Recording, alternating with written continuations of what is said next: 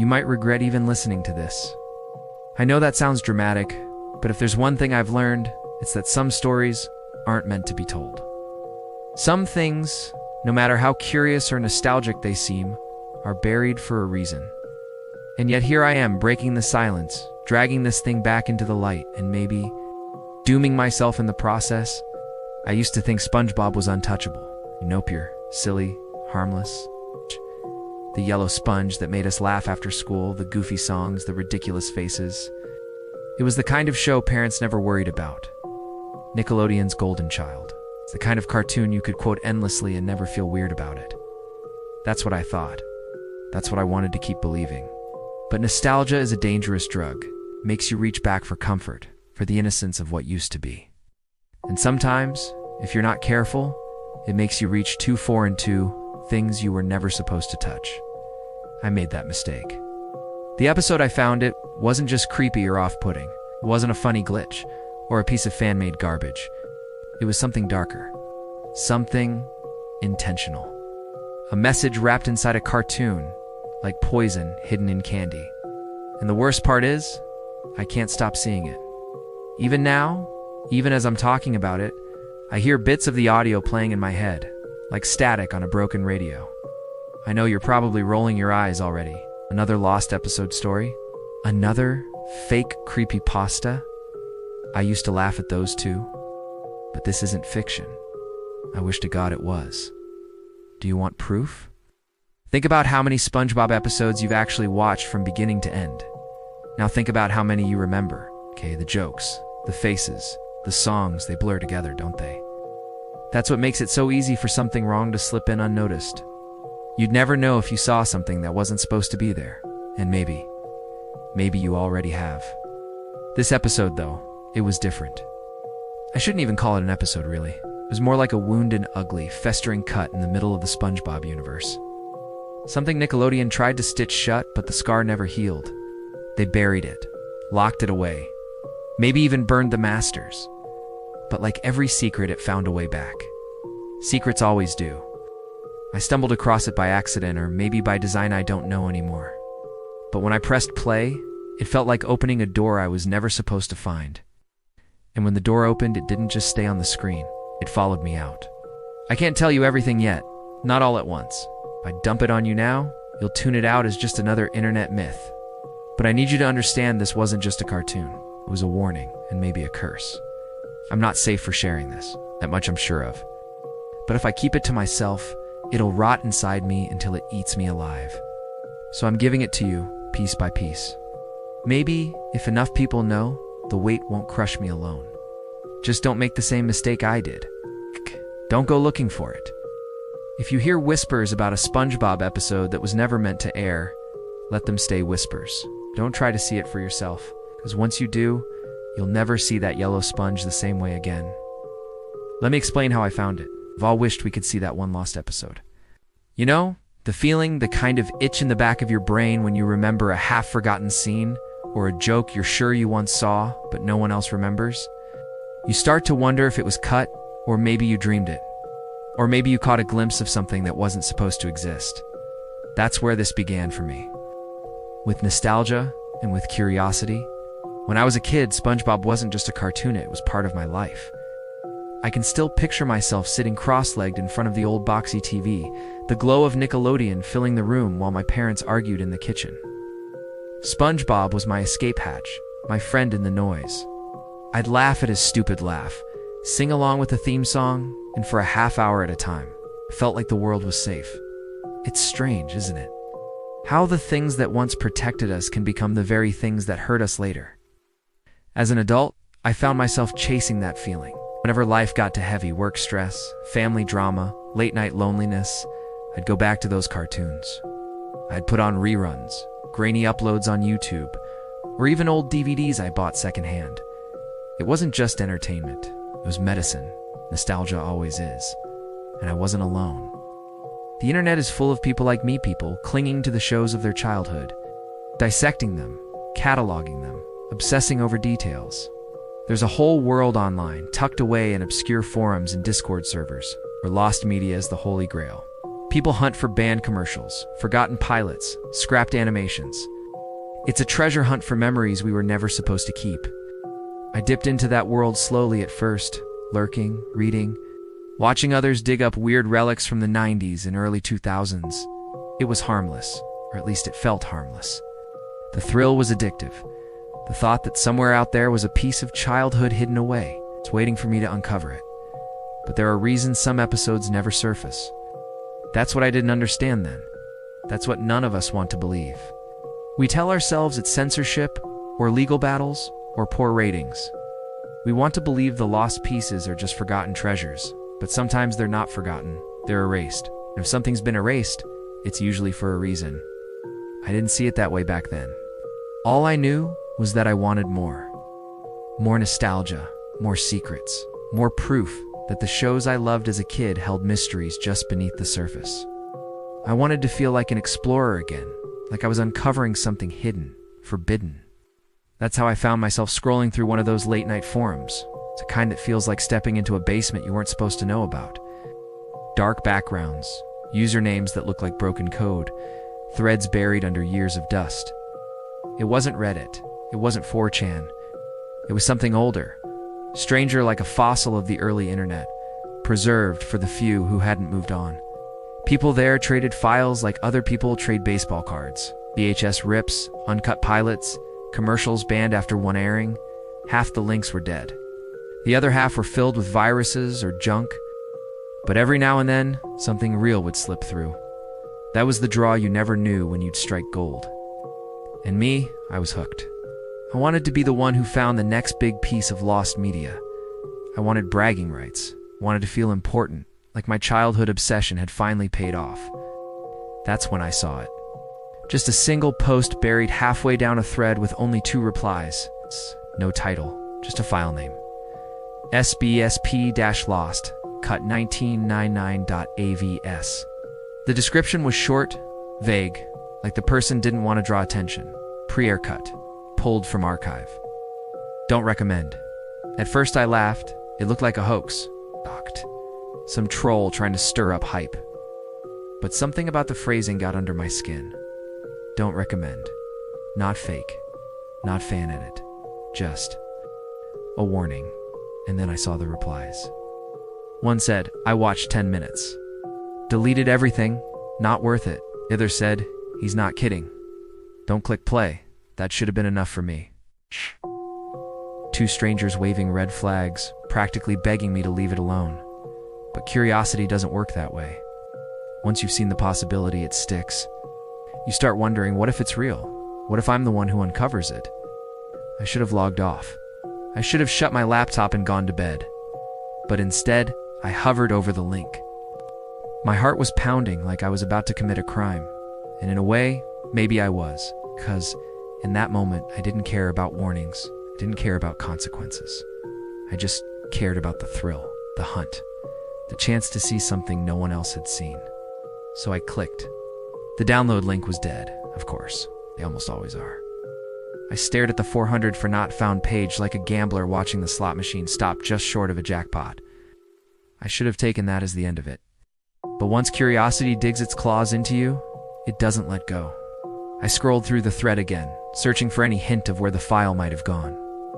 Buried in the profile of the original poster was a single line of text. DM if serious. I told myself I wasn't serious. I told myself I'd just look, maybe get a laugh out of some desperate scammer. But my fingers typed the message anyway. Me. Hey, saw your post about the SpongeBob cut? Any chance the file's still around? I didn't expect an answer. The account looked inactive. But 10 minutes later, the reply popped up. Seller. Depends who's asking. The words hit me like a challenge. My pulse quickened. I typed back.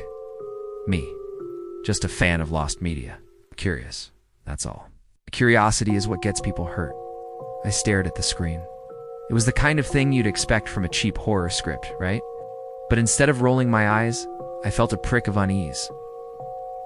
Me. So, do you have it or not? Oh. There was a long pause. Finally, the reply came. Seller. I don't have it. Not anymore. But I made a copy. Old format. but not safe to send over the net. You want it? You buy physical. Me? Physical? Like a DVD? Seller? Closer to the source? VHS, you want it or not? I should have stopped right there. Who even uses VHS anymore? The whole thing screamed scam. But instead of shutting it down, I heard myself asking how much. The seller gave me a number cheap enough that it didn't feel like a real transaction, expensive enough to sting. He sent me a payment link that looked sketchy as hell. I hesitated for maybe 30 seconds before clicking it. The thing is, paranoia doesn't cancel out curiosity. They work together. Paranoia convinces you that if someone's warning you off, it must be because what they have is real. And curiosity makes you ignore every other thought. The seller promised delivery in a week. A week of second guessing, of waking up at night wondering if I'd just given money to some troll in a basement. I almost forgot about it until the package arrived. No return address. It's just a padded envelope with my name scrawled in uneven letters. Inside, an old black VHS tape, unmarked except for a single strip of masking tape on the side.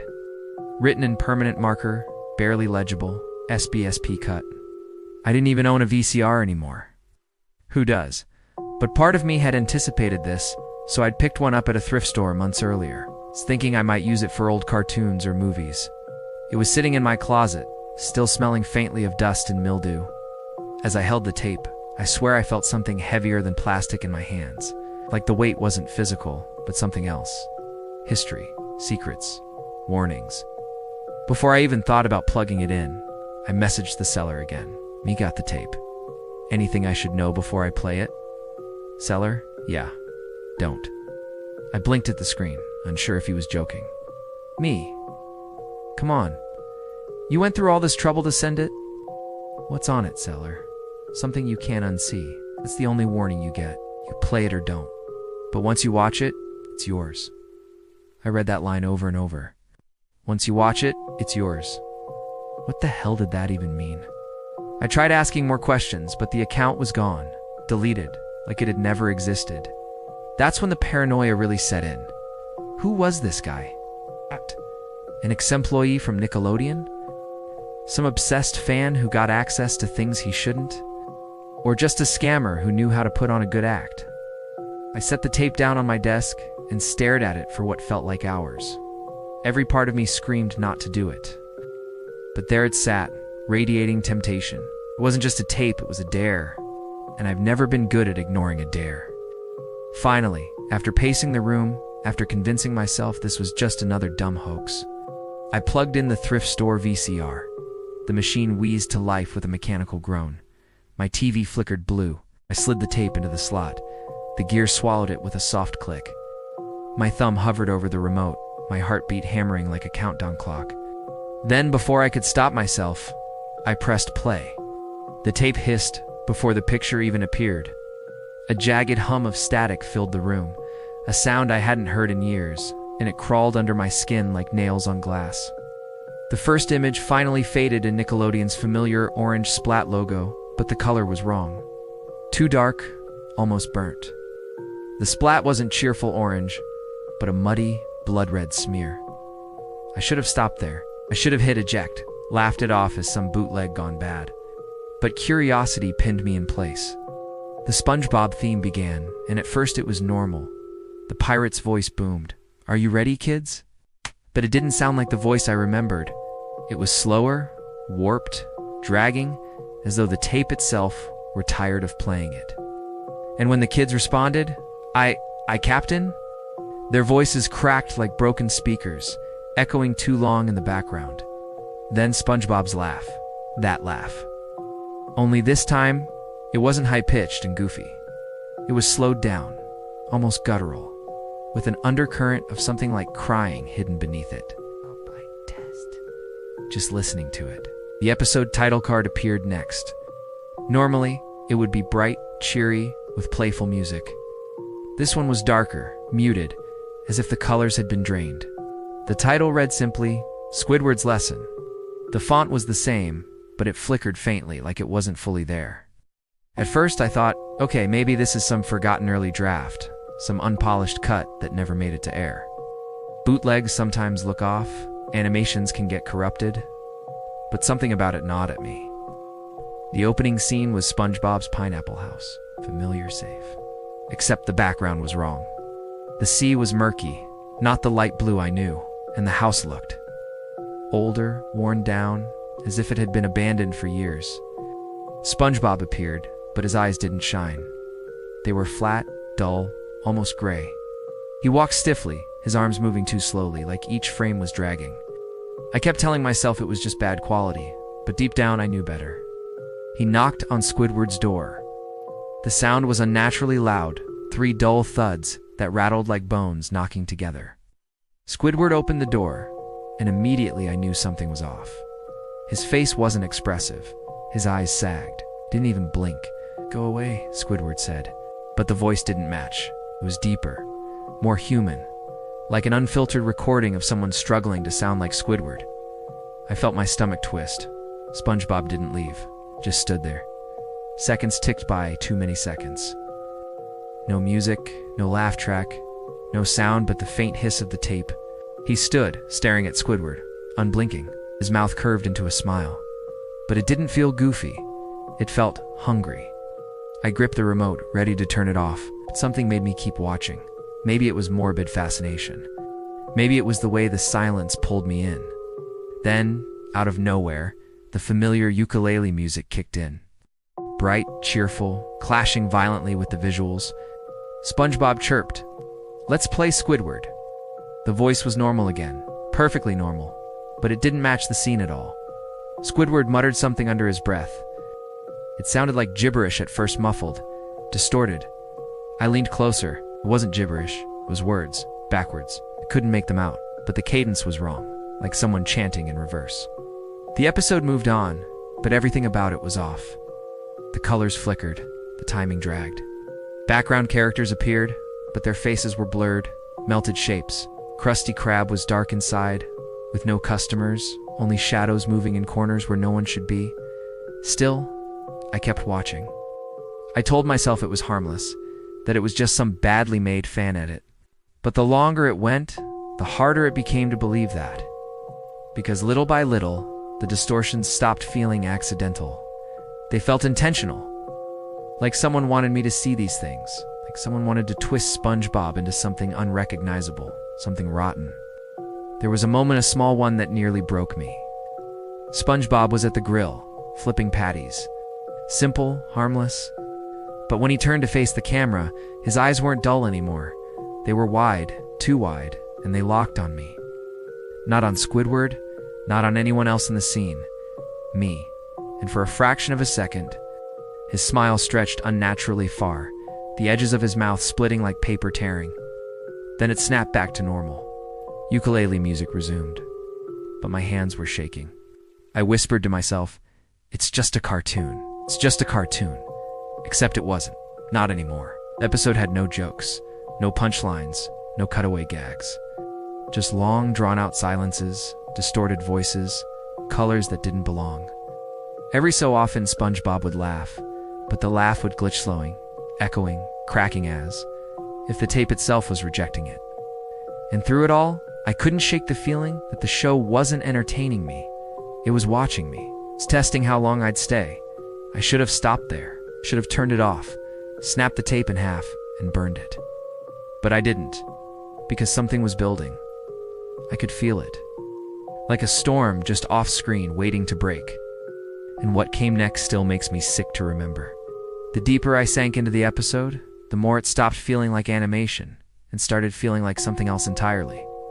At first, the glitches and distortions had seemed like technical errors, bad tape, corrupted file, maybe even a lazy bootleg. But what unfolded after that moment, it wasn't random, it was deliberate. The Krusty Krab scene dragged far too long. SpongeBob stood behind the grill, spatula in hand, but the stove wasn't on. The patties weren't sizzling. They sat raw, bloody, and dripping on the grill's surface, unmoving. SpongeBob stared down at them with wide, unblinking eyes. His chest heaved as though he were crying, but no tears fell. Then, with a sound so sharp it made me flinch, 2 streams of red liquid poured from his eyes. Not animated red, not cartoon. It was too detailed, too thick. It looked real. I leaned closer, my throat dry. My brain kept searching for the trick, the explanation. Maybe the footage had been edited, layered with some stock gore. But the way it blended with the hand-drawn lines was seamless, horrifyingly seamless. SpongeBob whispered something. His mouth trembled, lips shaking, and the audio cracked as though the tape itself was tearing. I can't stop it. I can't stop it. His voice wasn't Tom Kenny's anymore. It was someone else, someone older, rower, a man on the verge of sobbing. The camera cut to Squidward sitting at the cashier's boat. His clarinet leaned against his chair, untouched. He wasn't looking at SpongeBob, he was looking at me, again straight at the viewer. His pupils were shrunk down to pinpricks, and his face sagged with exhaustion. His mouth opened, and a stream of garbled sound spilled out. At first, it was gibberish backward, reversed. I muted it, convinced it was some satanic-sounding Easter egg. But even without sound, I could see his mouth forming the words. Over and over, he repeated the same phrase, his lips moving backwards, jerky, unnatural. I couldn't resist. I rewound it, turned the audio back on, and recorded a snippet on my phone, played it in reverse. The voice that came through was flat, hollow, and human. It said, "Not supposed to be here? Not supposed to be seen?" I froze. My stomach knotted, my hands clammy against the remote. This wasn't a joke. This wasn't some edgy fan edit. This was a message. The background behind Squidward began to warp. First, it was the usual still backdrop of the Krusty Krab's interior. But the walls started to breathe, subtle, pulsing as though the whole restaurant was alive. The order-up bells stretched and curled like melting wax. And then, in the corner where customers should have been, shapes began to form. They weren't drawn in SpongeBob's style. They weren't cartoon characters at all. They were hyper-realistic sea creatures, bloated, rotting fish, eels with their skin peeled back, crabs with too many legs. They twitched in place, flickering in and out of focus, as if the animators had shoved real images into the frames. SpongeBob turned toward them. His grin stretched unnaturally wide, teeth suddenly human-yellowed, uneven. He whispered, "I see you." The sea creatures writhed, and for a moment, just a flicker, I thought I saw faces in their scales. Not cartoon faces, human faces. Open mouths, screaming silently. I wanted to stop. God, I wanted to. But I couldn't look away. Every second I kept watching felt like a violation, but the pull was stronger than disgust, stronger than fear. Like the show wanted me to witness it. The scene shifted without warning. A hard cut. Squidward now stood alone in his house, his clarinet resting in his lap. The colors were drained, the walls bare. He didn't move for a full 30 seconds of silence. The only sound was the tape hiss. Then he spoke, slowly, deliberately. They said this wouldn't air. His eyes twitched. They said kids wouldn't understand. But it's not for kids. I swear to you the line wasn't delivered in Squidward's voice. It wasn't even acted. It was recorded. It's like some Nickelodeon staffer had spoken directly into the microphone.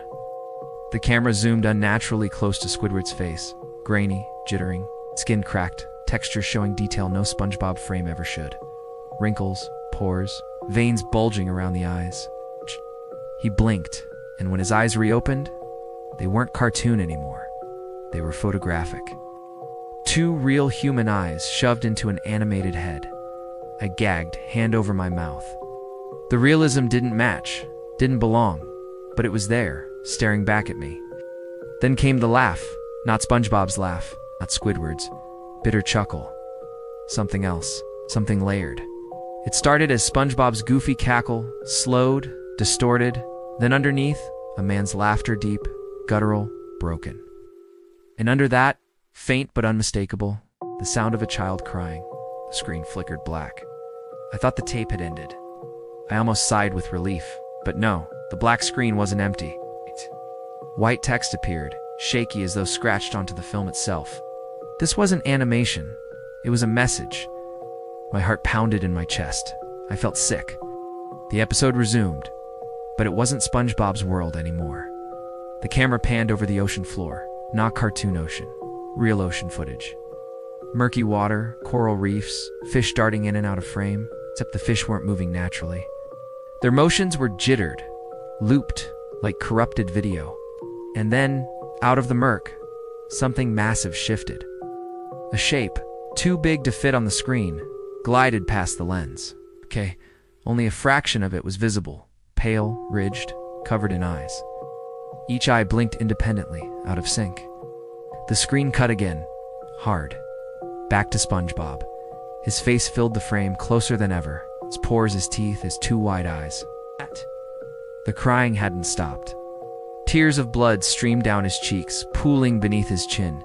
He opened his mouth and screamed, but no sound came out, just silence. Pure, suffocating silence. Then the silence broke. A distorted voice, layered and broken, filled the room. If you're watching this, you shouldn't be. I dropped the remote. My hands shook so violently I could barely breathe. This wasn't fiction. This wasn't lost media. This was a warning. And the worst part, I wasn't sure who it was for. The kids who'd grown up with SpongeBob? The staff who'd made it? Or me, sitting there in the dark, feeding it my attention like fuel? I couldn't look away. Not yet, because something told me the worst was still coming. I used to think turning off the screen would be enough. That once the episode ended, I could just shut down the computer, take a breath, and laugh at myself for being spooked by a cursed cartoon. I was wrong. It started small, tiny flickers across my monitor when no programs were open. Faint after images that lingered too long. SpongeBob's silhouette would flash in the corner of a minimized window. A faint yellow smear where there shouldn't be one. I told myself it was eye strain, or maybe a corrupted video driver. But then the television in my living room powered on by itself in the middle of the night. I hadn't touched the remote. Static hissed from the screen before resolving into a single frame I recognized. SpongeBob's house, only darker, rotting, with seaweed-like veins crawling across the walls. I didn't own a DVD player. The TV wasn't even connected to anything. The dreams came next. They weren't ordinary nightmares. They were invasive, vivid, like I was living inside them. I'd find myself standing on the ocean floor, the water crushing down on me, yet somehow able to breathe. SpongeBob would appear in front of me, but not the one I remembered from childhood. His body sagged as if waterlogged. His laugh was replaced with a wet gurgle, and his eyes. They weren't drawn anymore. They were human, and he would whisper, "You watched it? No, you're part of it." When I woke, my pillow would be damp with salt water, not sweat. Salt water. At first, I thought maybe I was losing its stress. Sleep deprivation, paranoia. But then came the messages. On Discord, a user I didn't recognize added me. Their profile picture was just a black square. No mutual servers, no friends in common. They sent me a single message. "You shouldn't have watched it." I froze, staring at the notification. When I clicked their profile again, it no longer existed. Then came the email. No subject line, no sender address. Just text. "It wasn't for you." The wording was deliberate, almost bureaucratic, like I had trespassed into restricted territory. I tried to delete the episode file, but every time I dragged it into the recycle bin, it reappeared on my desktop. Sometimes the file name changed. Episode Avi became look_at_me.mp4, then dont_delete.mov. Once the name shifted into a string of numbers that I later realized was my own IP address. I unplugged the hard drive. I wiped my system. Yeah. I even bought a new laptop. But somehow, the file followed. Here's the part where I have to break the fourth wall, because maybe this isn't just me anymore. If you've watched SpongeBob lately on cable, on streaming, even old DVDs, check carefully. Look at the colors. Does the water feel murkier than you remember? Do the outlines seem thinner, jitterier? When SpongeBob blinks, does it linger for a split second too long? I'm not asking out of paranoia. I'm asking because I think it's spreading. What I saw wasn't just an episode. It was documentation footage of something that should never have been recorded, let alone broadcast. A ritual disguised as a cartoon. And now, whether through the tape or the files or the network itself, it's leaking into the real world. The contrast hit me hardest when I rewatched a legitimate episode for comfort, something lighthearted. Season 1, Pizza Delivery. For a few minutes, I felt safe again, laughing at SpongeBob's song. But then, mid-episode, the background colors shifted, just slightly. The sand turned grayish. SpongeBob's pupils dilated too wide. He glanced directly at the camera at me, and I knew this wasn't a glitch. That was the moment I realized shutting it off wouldn't help. Whatever Nickelodeon tried to bury wasn't dead, it was waiting. And the more I looked for answers online, the clearer it became that I wasn't the only one. Forums full of half-deleted threads. Subreddits locked down. Users claiming they saw the same things, only to vanish days later. There's no safety in ignorance anymore. You can't just unwatch it, and the worst part, you're already closer to it just by listening to me. Transition. I needed to know who else had seen it, and why Nickelodeon erased it in the first place. So I started digging. The deeper I dug, the less sense it all made, and the more it terrified me. On an archived forum buried 3 layers deep into the Wayback Machine, I found scattered posts about someone they called Animator X. No real name, number records of employment. But the stories were consistent. He worked at Nickelodeon in the early 2000s, during SpongeBob's peak. Then one day he vanished. No resignation, no public explanation. Just gone. The whispers said he wasn't fired. He was removed. Apparently, Nickelodeon kept a vault of episodes never meant to air, pilots that tested poorly, experimental cuts, darker material that executives immediately suppressed. Some animators swore these tapes were locked away in a secure archive, cataloged but never destroyed. They joked about it like an initiation, right? You haven't really worked at Nick until you've seen the vault. But the jokes always ended the same way. Nobody laughed for long. One particular comment still chills me. A user named dpreef77 claimed Animator X was tasked with encoding something not meant for children, something that wasn't even meant for TV, they wrote. It wasn't made, it was found. He just traced it frame by frame. That line repeats in my head like a curse. Found. What does that even mean? Other scraps hinted that when the animator disappeared, Nickelodeon scrubbed entire databases, closing internal servers for maintenance. Some workers quit. Others stayed silent. A handful of them, if the posts are to be believed, took copies. That would explain the tape I found. Maybe it explains nothing at all. What scares me most is the timing. The earliest posts mentioning Animator X vanished around the same month SpongeBob DVDs hit mass circulation. It's as if someone wanted to bury the truth before it spread. And yet here we are. If you're listening, if you've ever heard rumors, seen strange frames in SpongeBob episodes, or even know someone who worked at Nickelodeon, maybe you can help me piece it together. Drop it in the comments. I need to know I'm not the only one seeing the pattern, because I don't think this lost episode is staying lost. It's multiplying. Transition. The first proof came when I realized people around me were seeing it too. I shouldn't have told you any of this. I know how it sounds. Just another internet creepypasta? A scary bedtime story for people who grew up on Nickelodeon? You could close this window right now, laugh it off, and pretend it's just fiction. But you won't, because now it's already inside your head. That's how it works. The first time I saw the episode, I thought I was alone in my mistake. I thought the curse, if that's even the right word, ended with me. But then things started happening I couldn't explain. My friend sent me a screenshot of his desktop asking if I'd played some kind of prank. A file had appeared on his computer, labeled simply Sparrow, MP4. He swore he never downloaded it. And when I asked to see it, he said it had already vanished. That's when it clicked. It spreads by being told, by being remembered. Think back to the hook at the start of this story. You might regret even listening to this. I wasn't being dramatic. I was warning you.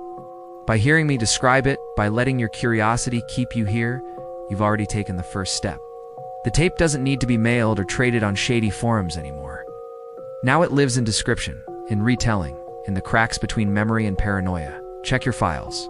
Go ahead. Look at your downloads folder, your desktop, even your phone gallery. If there's something new, something you don't remember, saving, don't click it. Don't open it. That's how it gets in. But the real trick is this. Even if you resist, you'll start to wonder. Maybe tomorrow, when SpongeBob pops up on your feed, the colors will look just a little wrong. Maybe the laugh track will drag half a beat too long.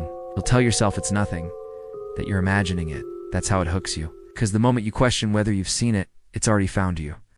I used to think the tape was documenting some twisted experiment. Now I think it's something older, something that wore SpongeBob like a mask. Because what better disguise than the one image guaranteed safe in every household? Kids welcomed it, parents trusted it. Now, years later, nostalgia does the rest. I don't know if Nickelodeon ever understood what Animator X unleashed, or if they just buried it and prayed nobody would dig it back up. But it doesn't matter anymore. The episode isn't trapped in a vault or on a tape. It's loose. And if you've listened this far, you've given it permission. So I'll leave you with this. Don't ignore strange files. Don't dismiss flickers in the corner of your screen. And if you hear SpongeBob's laugh, tonight, drawn out, distorted, echoing through the dark, don't bother turning on the TV. It's already too late.